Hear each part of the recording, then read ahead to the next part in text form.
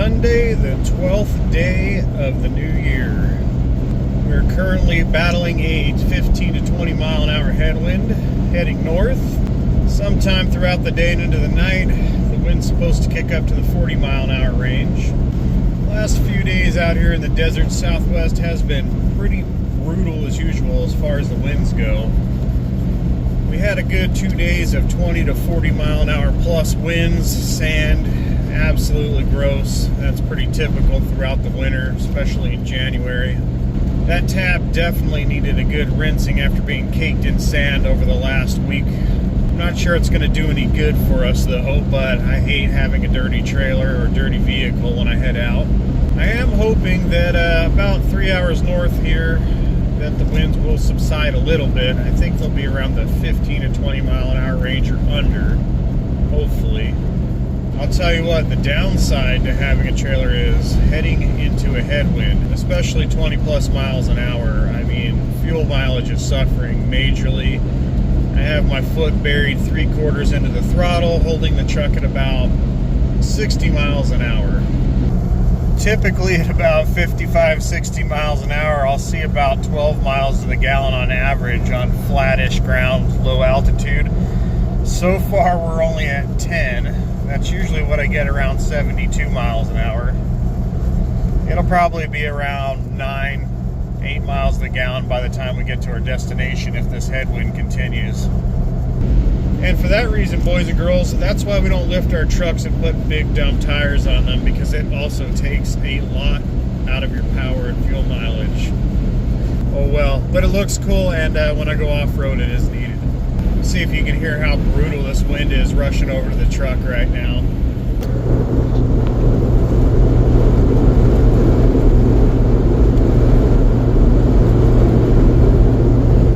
It's pretty wild. There's a good indicator of how fast that wind is blowing today, and now we are entering a crosswind. Brutal. Back to the struggle bus here. Trying to take it easy on the truck, man, but it's hard to get up to speed. Like the saying goes, if you ain't going through a border patrol checkpoint, you probably ain't getting real Mexican food. And that's where the last Adventures camp spot was, somewhere out beyond them mountains. Tab seems to be tracking fairly well in this wind. I do have the sway control device on. Not very tight, just enough. So far, if I had to say there were any downsides to a travel trailer, it's fuel mileage, number one. Number two, heading into a wind or having crosswinds. And number three, maintenance. But all those are probably a given, so there's nothing you can do about that. But I'd say 90% of the time, having that nice cozy trailer at camp when it is windy, cold, or rainy is well worth the hassle of dragging it along. This is where these roads become pretty dangerous. When you got people passing you in a hurry with oncoming traffic. I mean, I am doing the speed limit.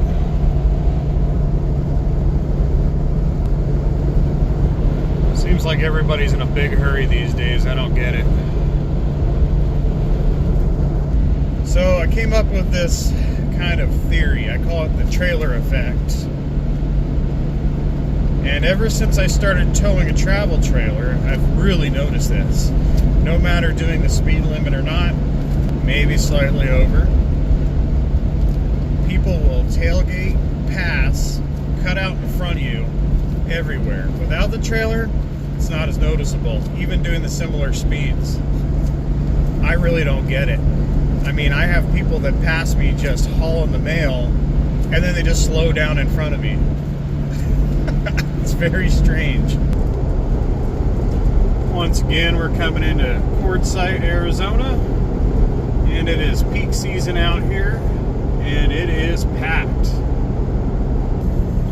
Trailers and RVs and tents for miles and miles.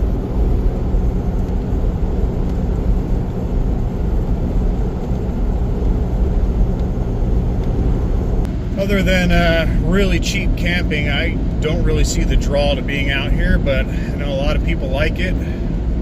I think it's like $180 for a 6-month camping pass out here, or 7-month. There is talks that the BLM wants to raise that rate to, I think, almost $600 for the season pass. And I think $30 a day or for a week pass or something. That's a heck of a hike. Still cheap compared to a lot of places for camping, but there's not much out here. I mean, there's a couple bathrooms. They were trying to put in a dump site area, but they haven't finished that either.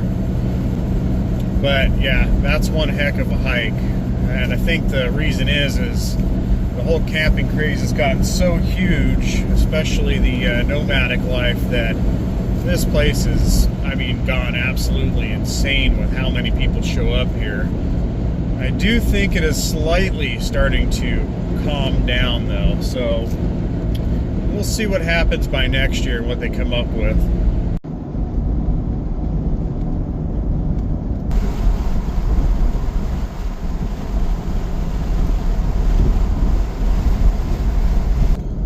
Looks like they got the big tent set up out here for the RV show coming up. I've never been to one, and now that I have a travel trailer, I think I may do that in the next adventure, but we'll see how that goes. Oh man, I need that giant Sasquatch. Look at that thing. Thank God they finally repaved this portion of the 10. Man, this thing was getting horrible, man. You were just dodging potholes left and right.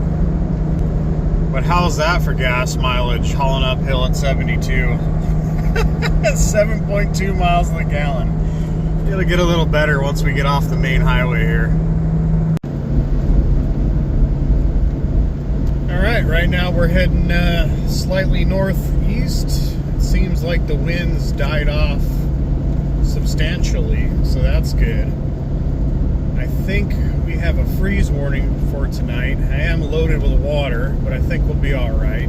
It is currently 11 o'clock, and it is only 54 degrees out here in the desert, so that's a pretty chilly desert day. Tonight should get pretty cold. They're saying down into the 30s, possibly high 20s at about the 1,500 to 2,000 foot mark. As for our campground today, I have been to this campground and state park before. I think it's one of Arizona's most remote state parks. There are almost no amenities at this campground within about a half an hour to an hour drive. There are a few hookup sites. Where I'm camping, it is dry camping. There is no power, there is no water. But that's alright with me because most people want to take up the hookup sites, and the non-hookup sites are usually open and in a better location at times, I've found. And as usual, I really don't have anything planned this trip other than chilling out and relaxing. Probably go over some tab stuff and some scientific experimentation of some sort. The other really cool thing is we're only about 50 subscribers away from hitting the 1,500 mark, so that's pretty cool. For those of you who don't know how the YouTube works, once you gain 1,000 subscribers, you can monetize your channel. And by monetizing, I mean you pick up money from AdSense. And AdSense pays you out a tiny percentage per view when a commercial pops up. Which is pretty cool because being monetized or not, they're going to put commercials on somebody's video or channel. So at least we get to make a tiny percentage. I think it's like anywhere from 2 to 10 cents per view of a commercial, depending on the commercial and payout. And with that being said, I don't think I'll ever ask anybody to like and subscribe. I think that should just be your own doing. I really don't want to feel like some kind of sellout here. This is all just for fun. The extra AdSense money is helpful though, because it helps out with a couple tanks of gas, or maybe paying for that Starlink service so I can edit and upload videos on the fly.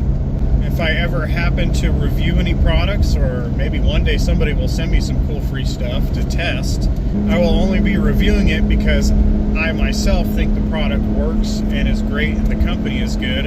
If there's something I don't like, I will always try to be truthful and honest about that. I think there's too many people and channels out there that are being bought and paid for when it comes to products these days. I myself like to watch YouTube, and when I see too many commercials or these ad breaks where people are selling a company's ad in between, it's kind of a turn-off for me when I'm watching somebody's channel and that happens. So I'll try not to ever do that. Now, when it comes to the commercials, I'm still learning the ropes on the YouTube stuff. I did find out I can add or subtract commercials, but that being said, I try to only leave up what is the minimal on each video. But even then, it almost seems like I don't have full control of it, because when I watch these videos, I may see a bunch of commercials and sometimes I don't. It's something weird to do with YouTube's algorithm, and it studies and learns your watching parameters too, so it's kind of creepy.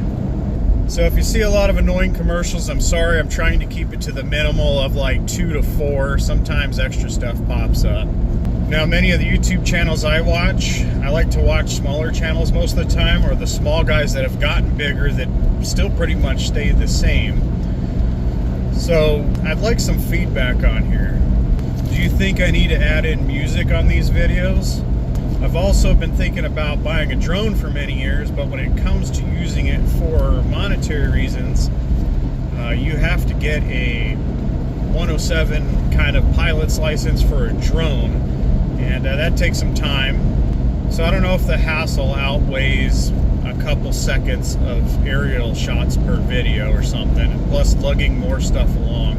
And as always, if you have any questions on anything in these videos, the tab, the truck, camping, go ahead and leave them in the comment section. I'd be more than happy to answer those. And please, by all means, leave some helpful comments, tips, or maybe you have some things you'd like to see or have me explain or talk about. That'd be appreciated.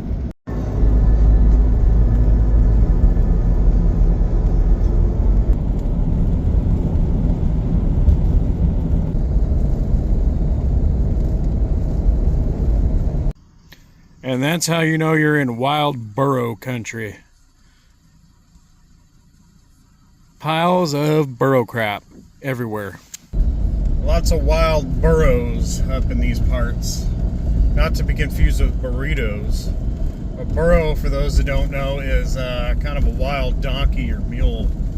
In some areas of the states, they'll be all over the place. We'll probably hear them tonight at camp. You gotta watch and keep your food inside, and don't leave anything outside that you care about, because they will come in and they may steal it or chew on it or gnaw on it. All right, we gotta stop in here to the ranger station and check in.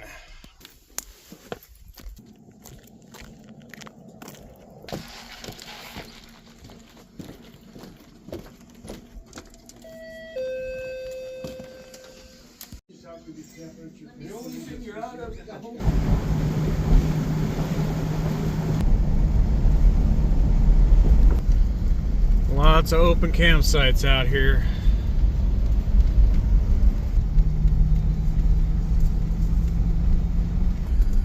This is the spot I stayed at last year. It's a pretty good spot. Nice view. But this year's spot's going to be even better. Pretty neat escape. And here we are. Let's take a look and see how it is.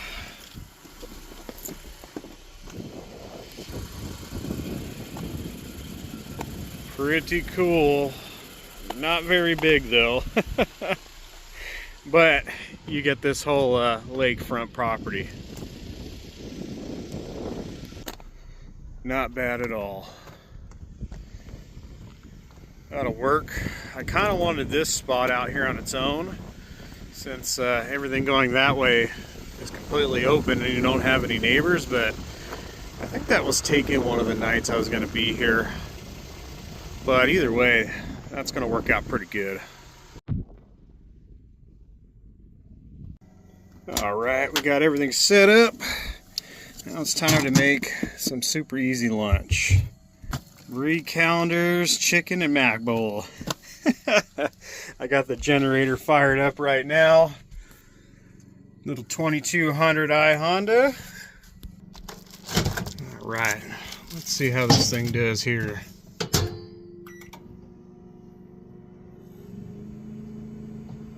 Yeah, that generator is pretty quiet, even sucking probably 1200 watts right now with the microwave and the trailer combined. You can hear it kicked up a little bit. And if you're wondering what all this water is underneath, I dumped the Aldi pressure relief valve when I got to camp. Since we had an elevation change here, it seemed like it was dripping, and still a little bit. It's had some extra pressure in the tank, so we should be good to go now.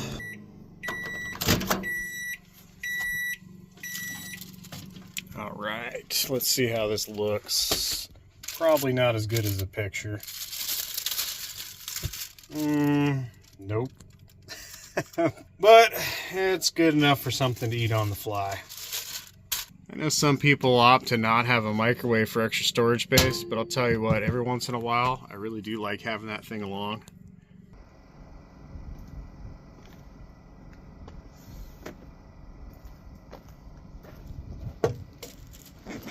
Nice day out. It's about 55 degrees. Might as well eat our lunch right out here on the picnic bench with a lake view.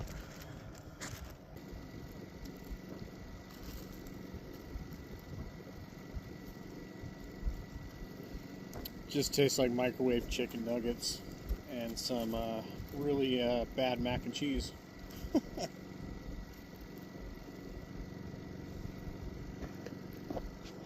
But I guess nothing's bad when you got a view like that.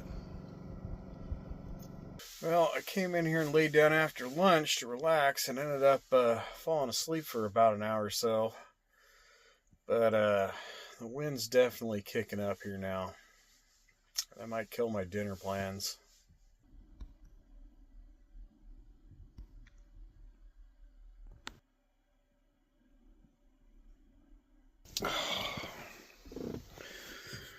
And it looks like we have a camp neighbor now. So that blocked my nice front window view. Darn. But we still got all this. Look at that picture.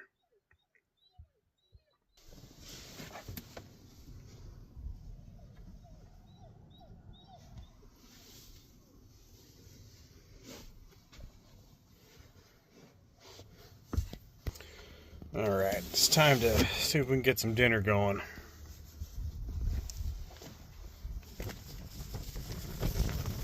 Man, it's getting windy.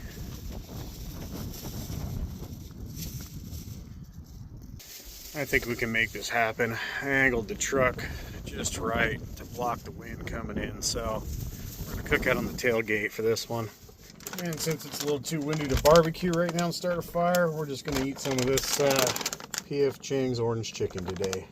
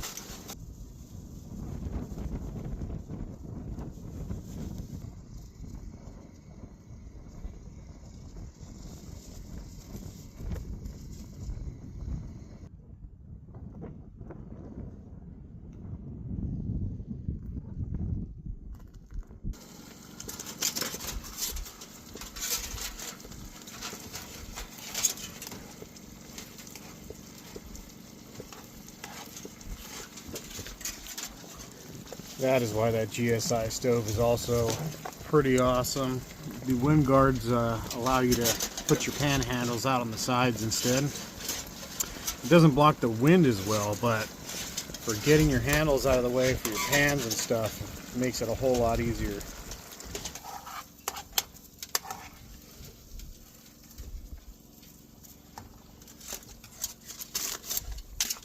Well, it don't look too bad for a bag of P.F. Chang's orange chicken.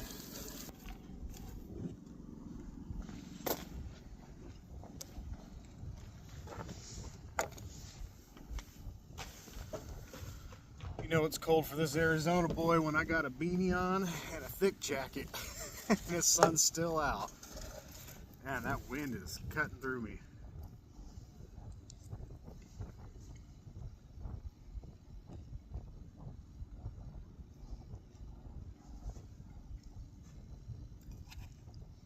It could be better.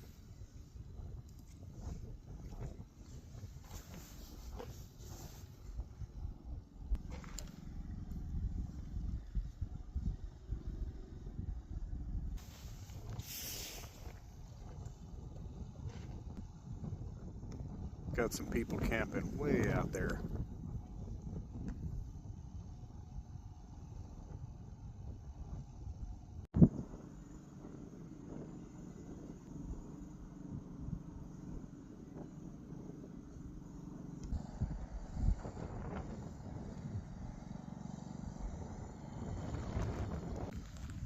Well, it's a little breezy and chilly. It's just a constant breeze, but I mean, it isn't real bad, but it's kind of cold for this desert rat. But what a pretty sunset today.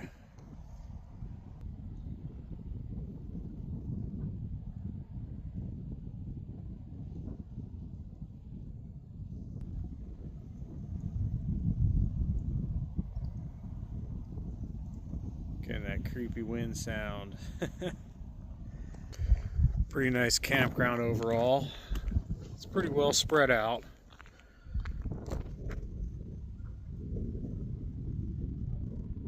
Hopefully tomorrow night it'll be a little more calm and a little less cold. I can have a fire, grill, and maybe hang out and check out the stars at night. It's pretty incredible out here. Look at the color of those hills out there.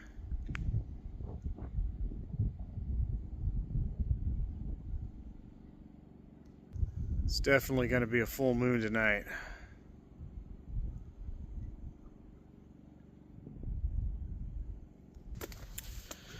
Since it's a little cold, I'm going to go in and enjoy the comforts of my fancy schmancy trailer.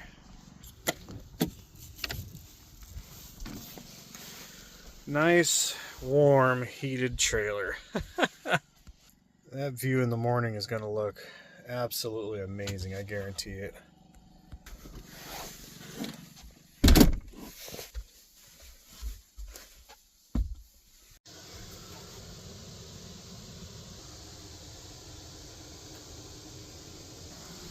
Oh, I almost forgot to show off the new shirt. That's pretty funny.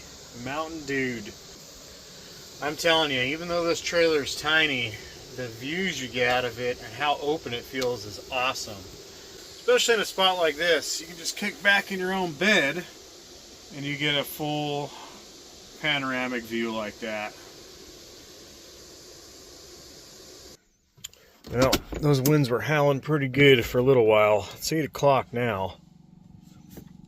It's still a little breezy, but man, that moon is bright.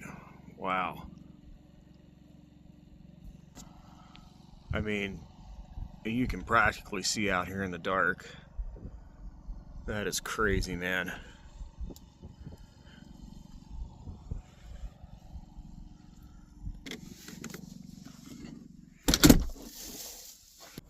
See if I can pick up the sound of the Aldi firing up.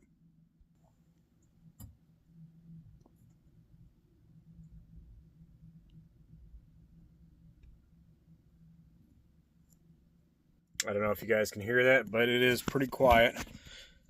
When you're on gas, every once in a while, you'll hear the fan exhausting the exhaust out. You'll hear a boof. You'll hear the burner light off. And then you may hear the burner kick back off with a boof. So that's about it. You may hear some creaking in here from the piping warming up and the bed and everything every once in a while because it's so quiet. But that Aldi system's awesome. We're sitting at a nice warm 71 degrees right now. I'm going to kick that thing up to 73 so I'm nice and toasty. And I'm going to kick on back and do a little editing. and then get some much needed rest, and then I will see you all in the morning for coffee. Well, I got up to use the bathroom, and I flipped on the light, and I seen this. Holy guacamole. How did that get in here? That is crazy. I'm going to try to relocate this guy outside somehow. Ew. Alright, somehow I'm going to have to try to contain this guy with my pan. Maybe I can coax him out, toss him outside. I don't know if he's fast or not. That's pretty crazy, man. That gives me the creeps. Yeah, he looks like he's pretty spry. Let's see. Maybe I can get him with a plate. Kind of don't want to hurt him if he's not going to be fast and attack, but if he is, I'm dropping it and we're going for it. Yeah, he's kind of quick. That's a big guy there. I have no idea what the heck that is. Maybe a huntsman?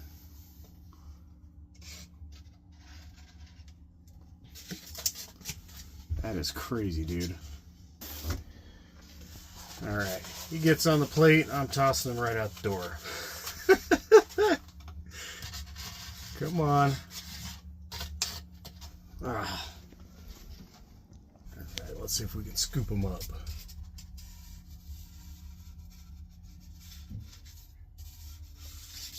There we go. Come on, stay on the plate, dude. Ah. There he is. Good. He's tucked on there. Get him right out here.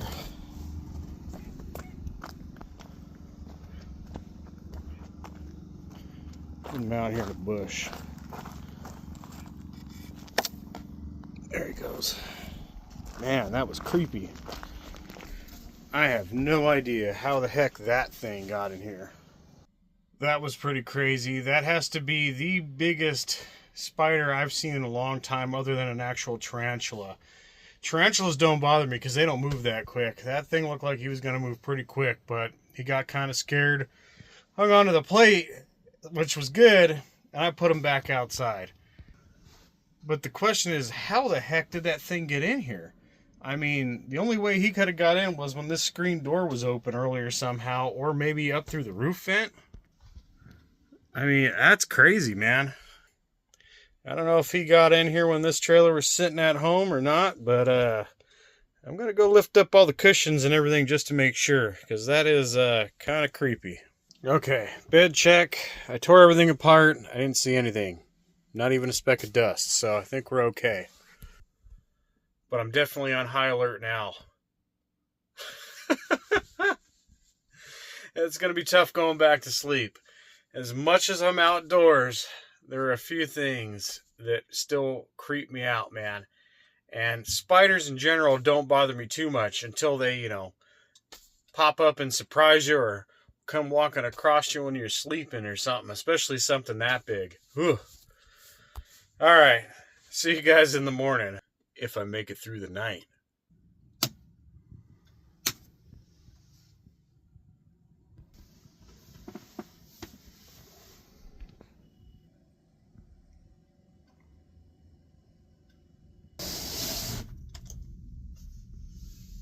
Yeah, that's pretty nice.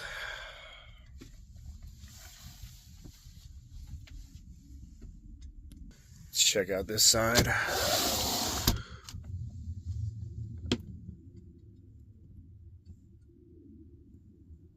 Man, it is cold out there. I just checked the outside thermometer and it didn't get as cold as they were saying it was gonna. I think it got down to maybe 39 or something. Maybe 35 at most in the middle of the night. So, no freeze warning, so that's good. But it is chilly. It's dry cold. Look at that egret.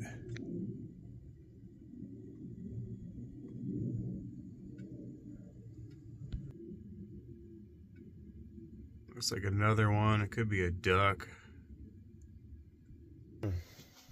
And we can't forget Prickly here.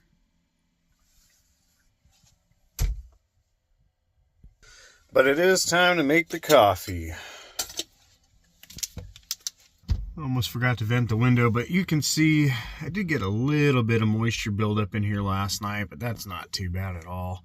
I haven't had any problems in here really for the most part, but you know, you can just crack a window, or you can actually leave your shades down a crack, and it helps vent out a little bit of moisture in there.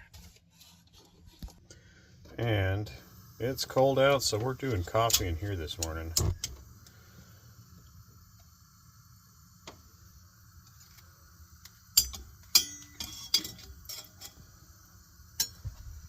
A little coffee filter hack's working out pretty good in the percolator. Doesn't seem to have as much of a bite and grit to it, but it comes out cleaner and it's a lot easier to clean up. So that's good.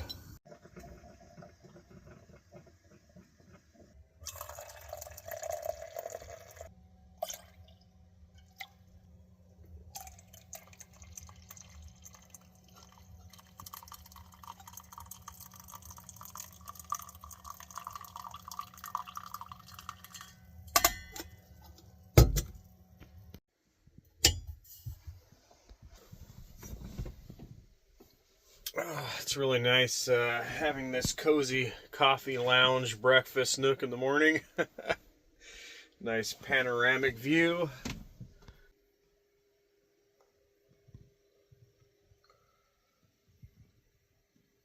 The refrigerator is definitely building character with all my stickers here, which I actually bought some flat magnet material and put all my stickers on it, so that way I can always take them off and it doesn't mess up this fridge.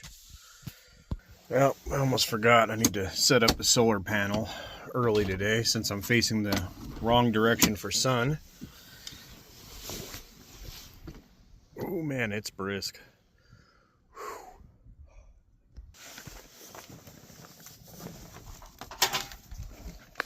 So I've went over this before, but those wondering that have a tab that do not have an external solar port on here, what I had to do was get a second 7515 Victron solar charge controller, and I just mounted it up here. You can mount it wherever as long as it's away from water. But I had gotten a cable to run this port outside that I haven't ran outside yet, and it has a SAE connector. So what I do is I set out a fold-out panel. This is a 120 watt Blue Eddy. These things are kind of a pain, but I start with the middle and get it propped up.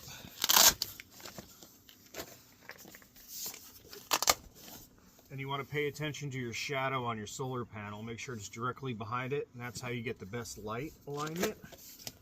Pretty simple and easy if these things stay up and in place. And on the Blue Eddy solar, it has MC4 connectors down here to its little barrel connector plug. And I found a matching barrel connector to the right polarity, meaning red and black, SAE connector. So I can just plug this right on into there and we're good to go. I can unplug this anytime, plug it into my power station. So it's super easy. It is cold. My hands are already hurting.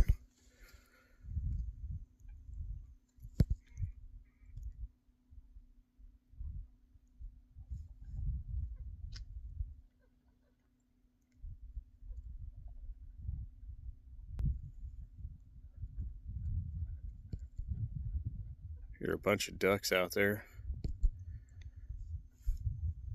All right, back inside. Man, my hands are killing me out in the cold. I do have some gloves, but I hate wearing gloves to do stuff. And you may be wondering why I'm using a solar panel when I had a generator earlier. Well, the reason is I want to start topping up this trailer, and I really just needed to run the gas out of the generator because it's been sitting for so long. What I'm going to use the generator for later is maybe to use the microwave. And then I'm going to charge up my Blue Eddy power station, which has been running the Starlink. So the interesting thing is I bought a DC USB-C adapter for the Starlink, hoping I would save some power other than using the AC plug. But it really didn't change much. So I'm guessing whatever Blue Yeti's doing on their AC side of the inverter there is really, really efficient, because it was hardly even using any extra draw to run the AC as opposed to the DC. But that little Starlink Mini used about 40% of a 100 amp hour battery, and that's what's in that thing, or I think it's 1100 watts or something like that. So that little satellite uses a pretty good amount of power. I think that's even more than a refrigerator, because a refrigerator turns on and off all the time, so you're not always, using power. As far as the trailer battery goes, I'm only running a single 100 amp hour lithium battery by SunGold Power. It is Bluetooth and heated, meaning if it gets under, I think, 40 degrees, it kicks on a little warming pad inside. That way you're able to charge the battery when it's colder than 40 degrees or 32 degrees or whatever it is. So last night, I don't think it got down past that, and even then the sun isn't up till it started warming up a little bit. The trailer itself, from about dawn till this morning, used about 40% of that 100 amp hour battery. And that's with my Aldi heater turned up to 73 degrees, so it was running pretty good throughout the night. That heater sips power, but for all the people that keep asking what battery they should put in their tab if it isn't a Black Canyon and comes with lithium, the minimal I would say is a 100 amp hour lithium battery. And if your tab doesn't have a smart shunt or a digital battery gauge that measures lithium, I really suggest getting a battery with Bluetooth. That way you can monitor the lithium battery percentage in there, because it's different than an AGM. So I would say that battery alone, without solar, would probably give me 2 full days of camping, no problem. If my trailer is faced in the correct direction with the solar that it has on the roof, which I think is like a 180 watt panel, this trailer would run indefinitely, no problem, I think. But your big power draw is going to be your refrigerator, and that all depends on how hot it is in the trailer. So I would say you can get a minimal 2 days out of 100 amp hours of lithium power without charging, but I wouldn't push that. Now, as far as power consumption goes, I won't always be using the Starlink constantly all day. So, or all day and into the night. That was probably at least 14, 15 hours that thing was running, and it used 40% of that battery. That's a lot. So in reality, when I need to conserve power, I'm only going to turn that thing on when I really need to. Maybe watch a movie, make some phone calls or something if I have zero service. If I had a 200 watt fold out panel and I was getting good sun all day, there would be no worry about that at all. You could leave your Starlink running probably for the most part, but I'm typically only camping like 2 days anyway, so not a big deal. And last night when I was reading some of the comments on the YouTube channel, I had somebody ask about water consumption and dishwashing and how I wash dishes, how I conserve my water. So I'll go over that real quick. Now, I still like to feel like I'm camping or tent camping like I used to, and this trailer's kind of small. So for the most part, I really don't use this tiny sink very much. I may rinse some stuff out, but I don't dump stuff down in the drain and all that. I don't want that tank full of a bunch of junk. You can do whatever you want, wash your tanks out. It's perfectly fine, but just what I prefer to do other than, rinsing some cups. And of course, hand washing. I know some people are weird about, using the sink to wash your hands after you go to the bathroom, but when it comes to the little sink back here in the tab, sometimes getting up and turning back around to wash your hands here is more of a pain because my head's up against the roof just to lean in here to get to the sink. And I do fully use my shower and toilet here, so what I do for the toilet reasons, I put about this much water in the bowl, do my business, and I flush it. Then I give it a rinse. It may need a wipe because it's not like a regular toilet, and I flush it down. Minimal water use. I may put this much water above that seal to keep some smell down, but that's about it. When it comes to showering, you're just going to turn that water on, let it get warm real quick. Give yourself a full rinse, shut your water off. You suds up, turn your water back on, rinse off, shut it off. Minimal water use. Probably under 1.5 gallons maybe. And for the most part, for washing dishes, I still do it the old school way. I'm using this 5-gallon jug that I leave outside, and I just let that thing barely drip onto a pan, use what I need to do for water, scrub it down, rinse it off. And then I take my wash water, and I just go and dump it inside the fire pit when I'm not having a fire. That way, any waste or smells in food get burned up and they don't attract animals. And of course, you want to leave all that nasty wash water all around the campsite anyway. So if I'm going to be out longer than maybe 4 days, I'll pre-fill that 5 gallons and put it in the back of the truck. The Tab 320 itself has a 19-gallon of fresh water capacity. So if I'm only out here a couple days, what I do is I take the empty jug there, and the Tab over here on the driver's side has an outside shower. And I just use the outside shower to fill that 5-gallon jug up with water for rinsing stuff off. Plus, doing dishes outside keeps the mess down in the trailer, splatter, etc., getting stuff in the tank. And it's just really nice to be outside if I'm out camping. If the weather's nice, that is. But as far as actually washing dishes, I have a little soap. Most of the time, I take a piece of paper towel and I pre-wipe everything off. Another little piece of paper towel with some soap, scrub it down, and I just chuck that in the trash bag, or I use it for fire starter after it dries off later. I'm typically only out for a 3-day weekend, so 19 gallons of water will afford me 2 showers and plenty of wash water, hand rinsing water, with a little left in the tank typically. Even further for saving water, if I'm going to be out a little longer and there's a place where I can dump my cassette, I will take a scrap 1-gallon jug that's empty and I will fill it up with some gray water from the tank. Since it's just soapy water anyway, I have a special cap that goes on the end of the gray tank, and it has a little threaded piece so I can hook a garden hose that has an on-off switch so I can control the water flow so it doesn't go everywhere. Then I'll use that gray water to take down to the outhouse, or dump station of course, and that's what I use to rinse out the cassette in between usage also. I mean, if it's just nasty soapy hand washing and shower water, why not reuse it for something else anyway that just needs to be cleaning out something even nastier? In theory, that's all you'd be doing with a big trailer anyway. You'd dump your black tank and then you'd hit your gray and wash out your black tank with the gray water, so why waste it? Now, if you're an expert camper, you could probably stretch that 19 gallons of fresh water in the trailer along with an extra 5-gallon jug a whole week. But you may only get 1 shower, and what I would do on something like that, or I've done on a 4 to 5 day trip, is I will use some of the Dude Wipes shower wipes in between getting an actual shower. So, I mean, you can really stretch your water capacity. It all depends on how minimal you want to get. So, to that nice person that asked that question, left that comment yesterday, I hope that was a little helpful for you. Other than maybe actually watching me wash dishes, which I think most people should know how to do by now. But you never know in this day and age.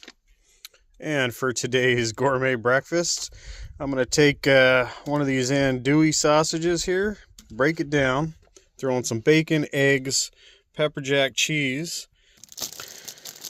and I found some really good handmade tortillas at a local market nearby, so that was good. Usually when I'm out camping, I try to make enough breakfast to last me through lunch, that way I get to dinner. So it looks like a lot, but once that cooks down, it'll be about right. Another camping hack I learned a long time ago: if you don't want a lot of grease mess, you need to cook fast, get the pre-cooked bacon. It works out good. You always got to warm your tortillas up. Got to be quick, especially on direct flame. Just give them a nice warm and a little toast.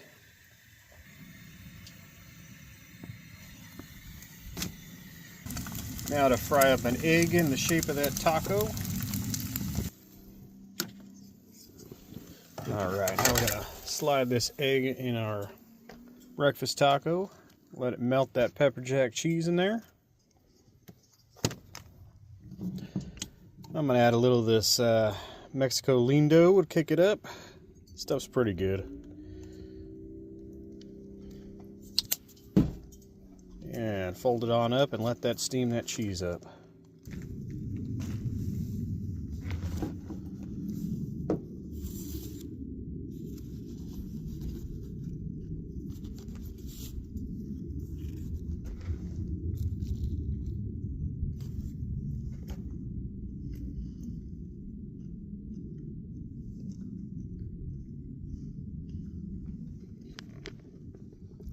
That was a good combination.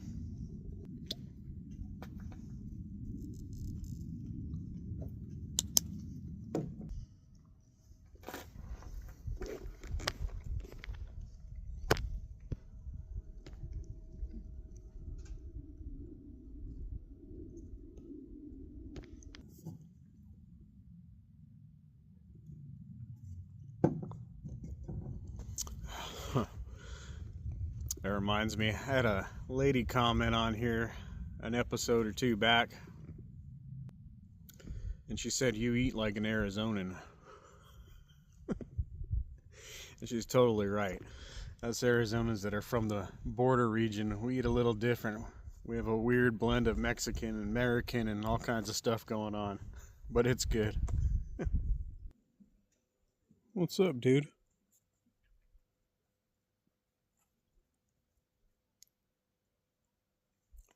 Crazy, man. Second time Roadrunners just come up and hung out.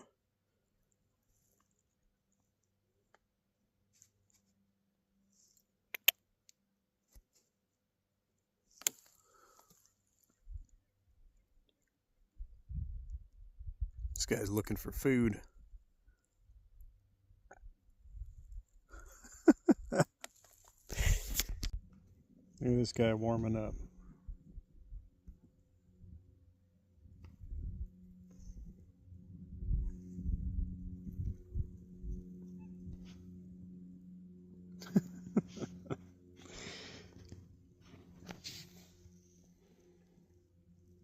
Okay, now for experiment time here. I forgot who was asking me, but they were wondering about a generator powering the air conditioning in this trailer, and if it would power the air conditioning. Also, we're going to see if it'll power the air conditioning and the microwave at the same time. So right out my window you can see my little Honda 2200i, or EU 2200i. Now we're going to kick on the Air 8. We'll hear that generator kick up here in a second.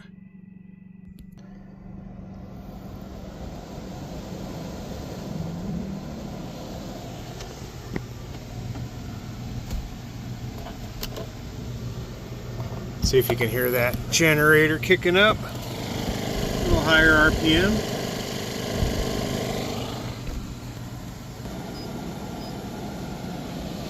Turn that AC up a little so you can hear it.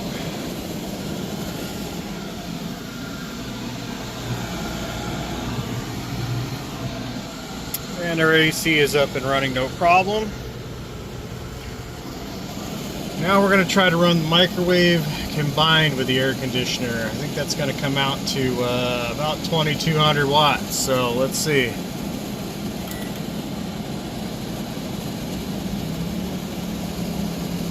Generator RPM kicked up even more.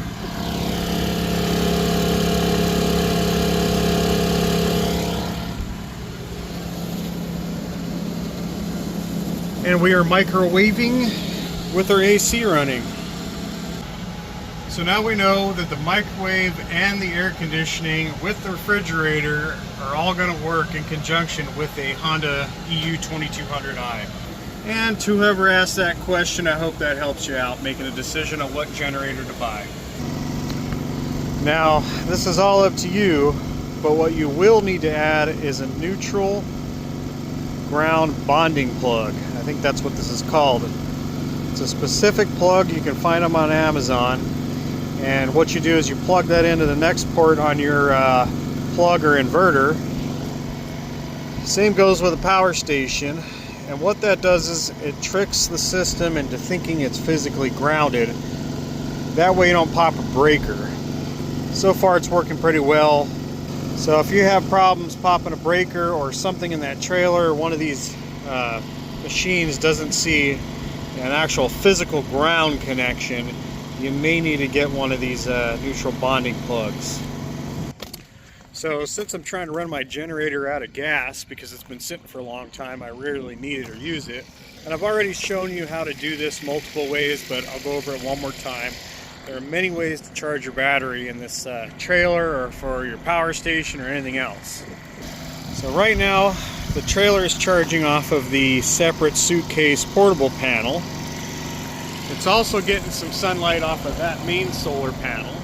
It's getting power, very minimal charge power, to the trailer through the shore power cable. And at the same time, I am charging my power station. I'm now also charging the trailer's battery through my Victron smart battery charger here. And that just goes to a little cable I have hooked to the battery right here, quick connector. Now there are probably other ways and better ways to do this, but I like having a whole system of different kinds of components that I can mix match depending on adventure. So that way I don't have to bring too much crap with me anytime I go out. Or maybe in the instance I want to run the AC, I have the generator. Or maybe it's going to be cloudy and rainy for a few days, so I have a generator.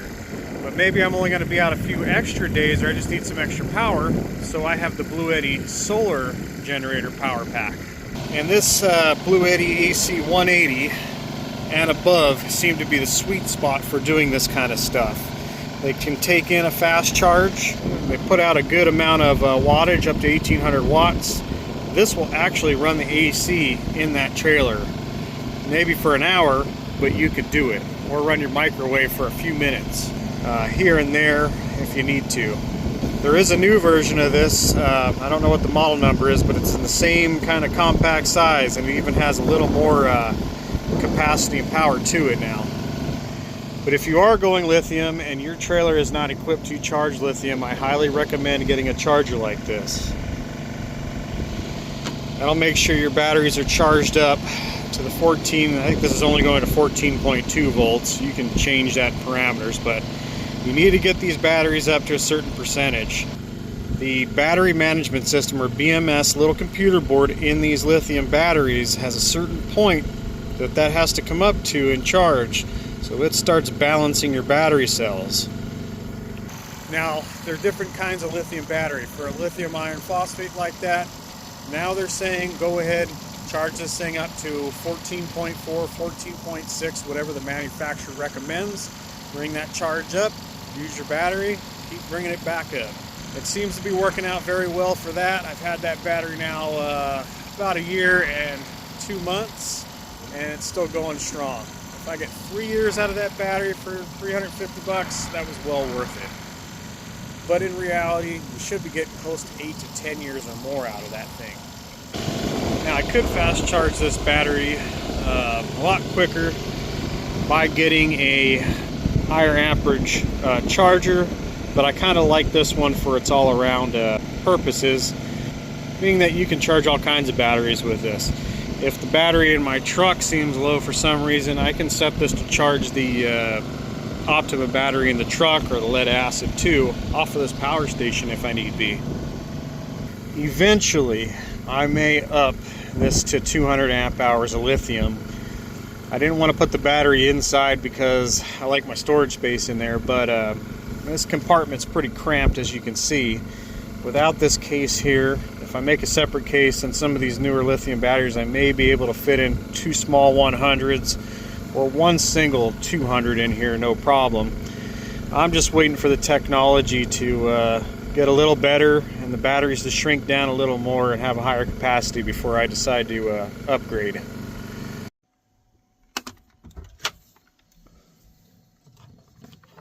It is beer o'clock. State 48 Sound of Freedom IPA.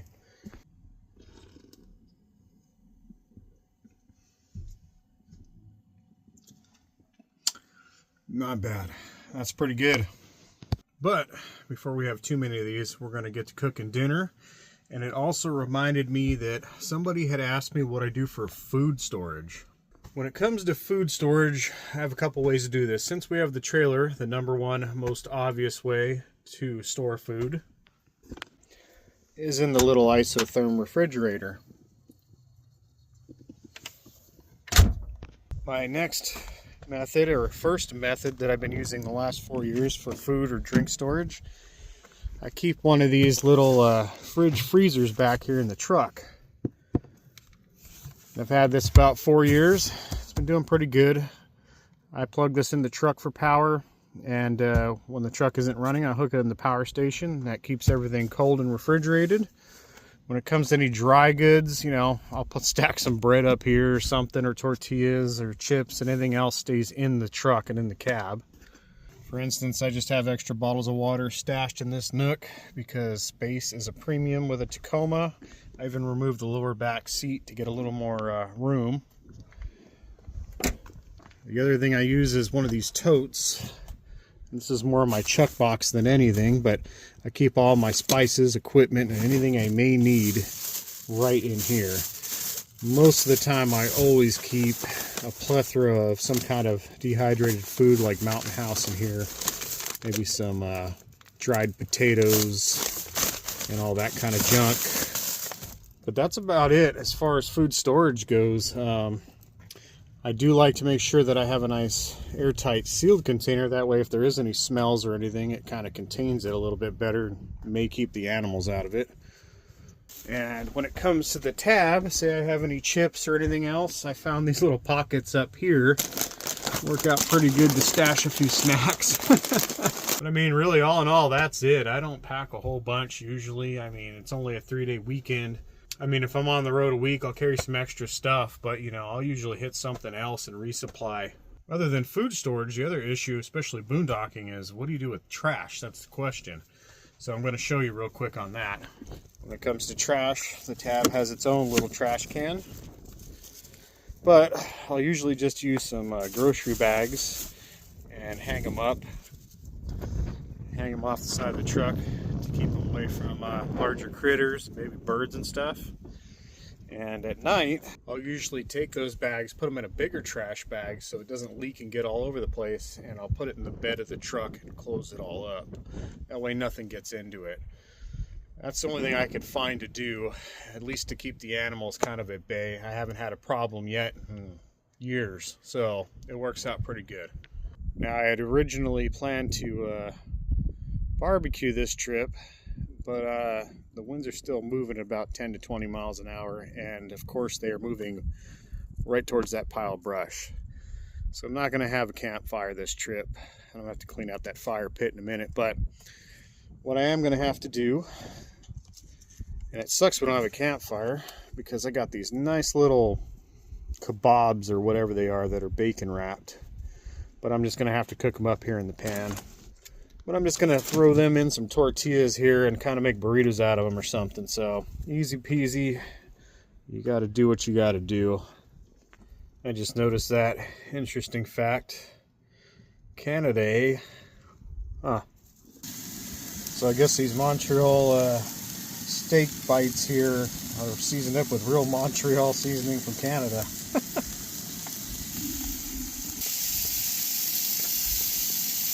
It's going to work out good. We got handles on them, so one less camp dish to wash.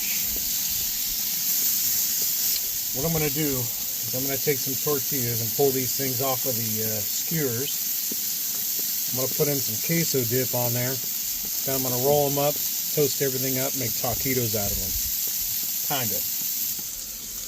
Finally, these things are starting to toast up. I always find with these like pre-done meats with bacon wrapped around them, it takes forever to get that bacon crispy. Alright, those are about done. Let's get them out on a plate.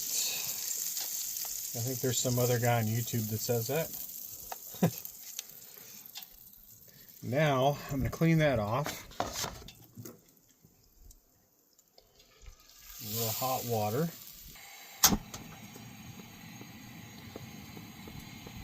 Hot water is always the trick makes it getting things to release easy. And I drained off the water into an old water bottle since I'm not going to be having a fire to be able to dump that in the fire pit. And everything wipes clean like that, or clean enough to do what we're going to do right now. So we're going to attempt to pull these off. See if they come off the skewer. We're going to use the tortilla as a pulling apparatus here. Nice. We're going to put our little steak and bacon turd in the burrito for now.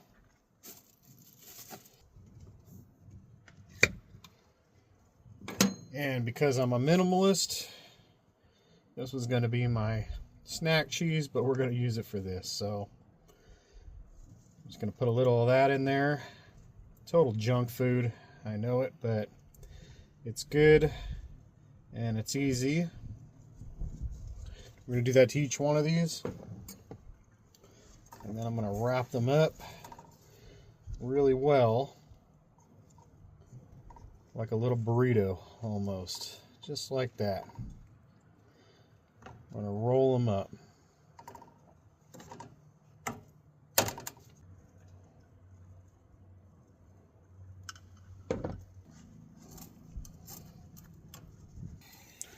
All right, now we're going to toast these up and we're going to seal them. What you want to do when you do burritos on the grill too is keep that fold downwards. That's going to iron that almost together. So we'll see how this mess turns out. The goal here is a nice golden brown toast like that, and then roll them over all four corners.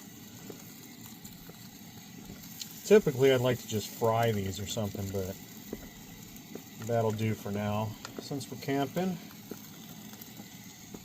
And since the wind's blowing all over and the hot side of the pan's over here, you just got to keep things moving.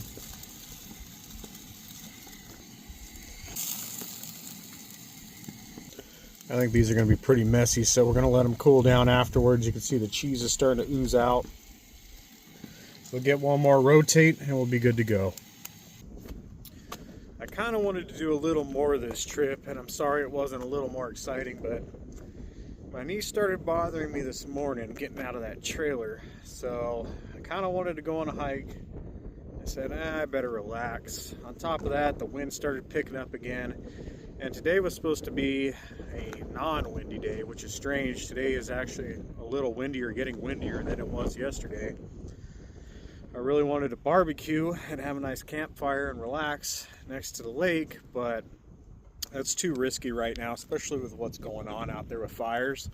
And the wind is literally going in this direction here. So that brush probably would have got lit up, and then everything down in there.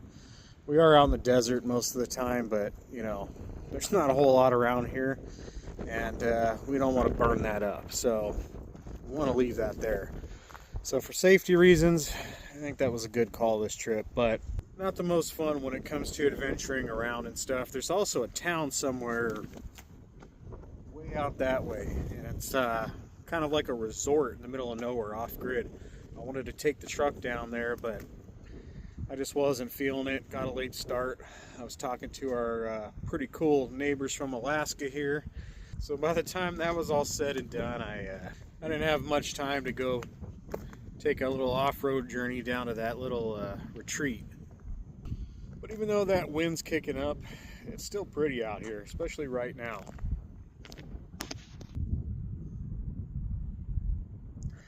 Probably hard to see on the camera, but you got the sun shining right off the lake. Everything's got a golden hue to it.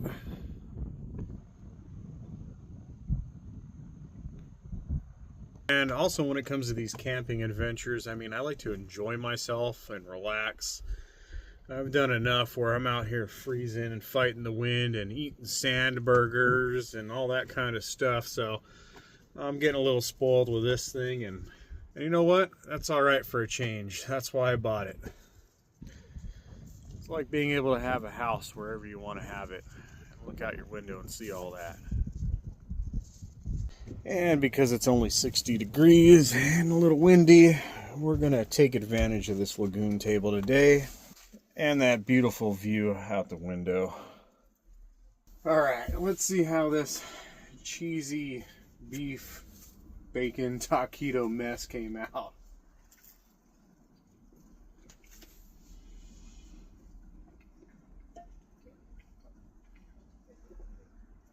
Can't go wrong with chili con queso, man. Especially in a tortilla. I mean, I've had times where I only had bean dip and that kind of cheese and maybe some tortillas. And they make a pretty good on-the-fly bean and cheese burrito, believe it or not.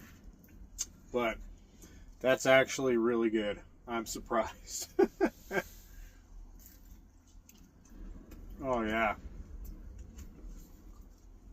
Wow.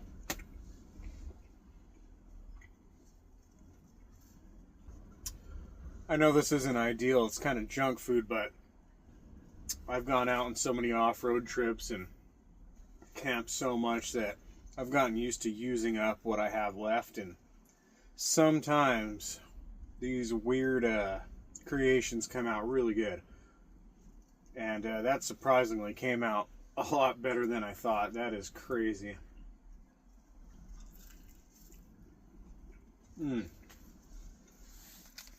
I mean, that is pretty awesome. This camp neighbor's pretty cool. You better put enough gas in it to watch the rest of Yellowstone. Yeah, we finished it today. Ah! Yeah, I forgot to plug that damn That guy's pretty cool, man. He was telling me this morning they were watching Yellowstone. They had the generator fired up, and he wanted to apologize for the generator running all night. And I said, oh, man, it was all right. I could barely hear that thing. But he was saying they were coming to the end of watching the Yellowstone series, and they were hooked. And he said he heard the generator starting to run out of gas, and he was like, oh, man, we got 15 minutes left. So, pretty funny stuff. That guy right there, super cool. Mountain man through and through for sure. Oh yeah, and by the way, if you're in need of a small generator for your tab, I'm not sure what the wattage of this thing is or the price, but if it is cheaper and you can pull the same kind of wattage out of this generator, I think this little Generac might be the way to go. This guy over here says it works pretty good. It's been pretty reliable. And I'll tell you what, it's just as quiet as that Honda 2200, if not a little quieter. It's pretty crazy.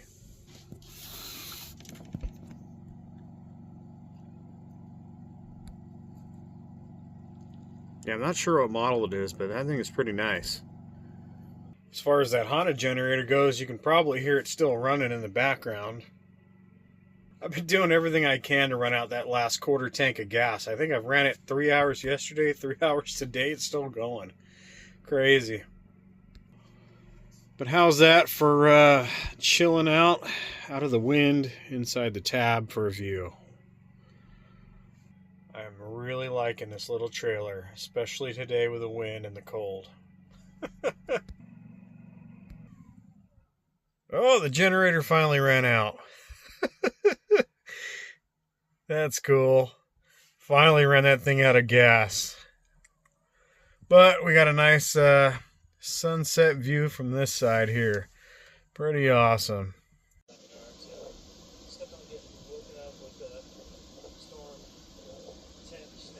Alright, well, as usual, this video has ran way too long. So, since I really can't go out and have a fire or do anything, I'm just going to relax and I'm going to watch some YouTube myself. It's been a pretty good weekend, semi-relaxing anyway. I would hope to do a little more than I did, but doing nothing while you're at camp is still a good day at camp. Well, I hope I was helpful in answering a few questions from some of you all out there. Again, if you have any ideas or any other questions about any of this stuff, go ahead and ask. The next adventure, I'm thinking about hitting that Quartzsite RV show, see if there's anything good there.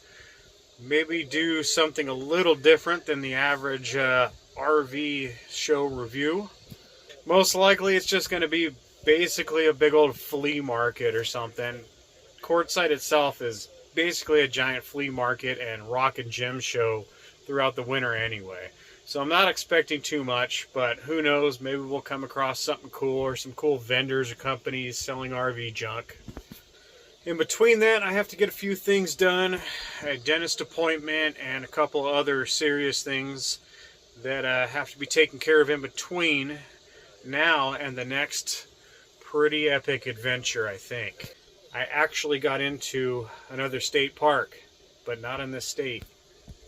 I've been wanting to go to this next destination for a very long time, and it's been near impossible to get in there when, of course, it's nice and cool in the desert.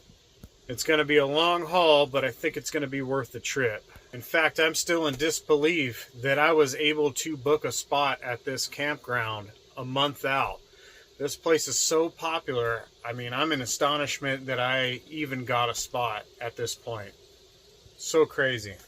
And if everything works out all right, that should make for a pretty cool trip. And it should make for a pretty epic camping backdrop. So I'm going to sign off here. I'm going to watch a little YouTube. I'm going to finish editing up this video. And for the first time, I'm going to upload this video right here now from camp, so it gets to you all quicker. We'll see how long that takes to load up. And as always, we'll see you all in the next adventure.